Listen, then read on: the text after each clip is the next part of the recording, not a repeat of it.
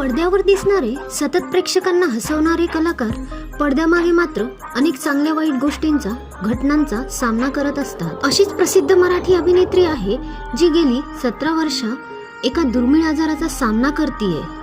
या आजारामुळे तिला सतत कुकरच्या शिट्ट्यांचे आवाज ऐकू येतात। या आजाराशी झुंज देत ती गेली अनेक वर्ष मालिकांमध्ये काम करतीये। सध्या ती एका टॉपच्या मालिकेत महत्त्वाची भूमिका बजावतीये।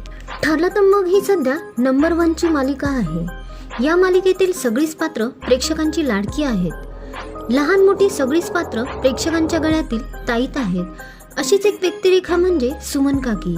नेहमी हसून खेळून राहणारी सुमन खऱ्या आयुष्यात मात्र अनेक गोष्टी सहन करत इथवर पोहोचली आहे। ठरलं तर मग या लोकप्रिय मराठी मालिकेत सुमनची भूमिका साकारणारी अभिनेत्री श्रद्धा केतकर वर्तक हिनं नुकत्याच एका मुलाखतीत तिला झालेल्या एका दुर्मिळ आजाराबद्दल सांगितलंय। FM KMW 29 ला दिलेल्या मुलाखतीत श्रद्धानं सांगितलं, मी एक डाव भूताचा हे नाटक करत होते। नाटक सुरू असताना मला अचानक सर्दी झाली। त्याच वेळी माझ्या कानात विचित्र आवाज सुरू झाले। पूर्वी ज्या वाफेच्या कुकरची शिट्टी मोठ्याने वाजायची तसाच तो आवाज होता। मला आधी वाटलं सर्दी उतरल्यावर हे आवाज थांबतील, पण तसे झालेच नाही।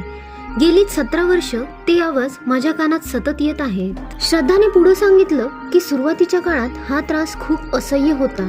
सतत येणाऱ्या आवाजांमुळे मानसिक अवस्था बिघडली होती। कालांतराने परिस्थितीशी जुळवून घ्यायला शिकून घेतलं, कारण या आजारावर ठोस असा कोणताही उपाय नाही असं डॉक्टरांनी सांगितलं। त्याला टायटॅनियस नावाचा आजार म्हणतात। त्या शिट्टीचा आवाज गेला नाही, त्याचा परिणाम माझ्या ऐकण्याच्या क्षमतेवर झाला। जोपर्यंत मी तरुण वय होतं तोपर्यंत चालून गेलं, पण नंतर मला ऐकू येत नव्हतं आणि मला कळायचं नाही। एक क्षण असा आला की माझा आत्मविश्वास गेला। सरस्वती मालिकेनंतर हा त्रास खूप वाढला, म्हणून मी काम थांबवण्याचा निर्णय घेतला।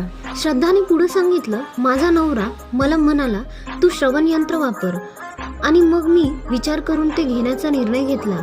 छोट्यातलं छोटं श्रवण यंत्र घेतलं, मग आम्ही कस्टमाइज मशीन बनवून घेतलं। आताही मला ते मशीन वापरून काम करावं लागतं, त्यामुळं मला नीट ऐकू येतं, पण माझ्या कानात येणारे आवाज आजही सुरूच आहेत असं तिनं मुलाखतीत सांगितलं। अशाच मराठी अपडेटसाठी व्हिडिओला लाईक करा आणि चॅनलला सबस्क्राईब करायला विसरू नका।